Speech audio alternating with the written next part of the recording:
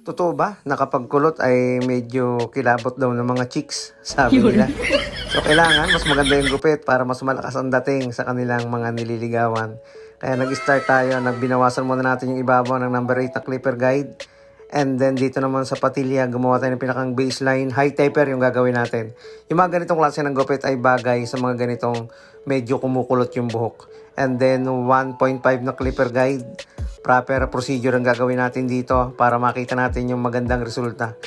Mas okay lalo na kahit beginner barbers pa lang tayo ay gumagamit tayo ng clipper guide sa paggugupit, lalo na kung gumagawa tayo ng mga fade haircut. Kahit pa tayo matagal nang nagugupit, mas okay yung resulta ng ginagamitan natin ng step-by-step procedure using clipper guide or clipper guard. Ginamitan natin ng number 1 pagkatapos ng 1.5 at makikita natin yung resulta nito kapag may clipper guide tayong ginagamit na hindi masyadong mapupuwersa yung pagnipis. Kasi kapag napuwersa yung pagnipis niyan, hindi magiging balanse yung gupit nating ginawa. Very important talaga yung clipper guide para sa akin. Naghahanap ako ng match na clipper guide na pwede nating magamit sa ating paggugupit. Yung tipo ba na talagang worth it na gamitin at nakakakuha ng buhok na gusto mong maputol. Wala nang clipper guide yan, nilaro-laro lang natin adjuster para mabura yung lines. Naka-zero gap yung ating clipper dyan para mabura natin yung lines.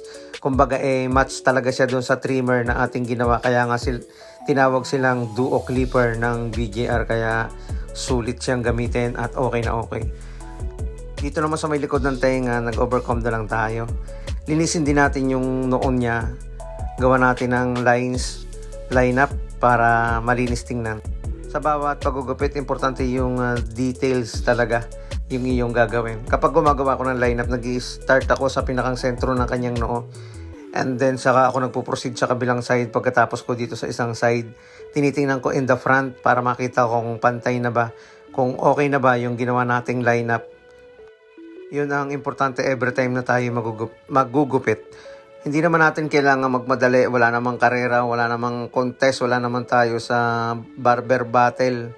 Ang kailangan yung satisfactory or yung satisfied ng ating customer every time na tayo gumagawa ng ating gupit. Hindi na natin kailangan pang maghanap ng gugupitan, tayo na mismo yung pupuntahan kapag kanilang nagustuhan yung gupit na ginawa natin para sa kanila.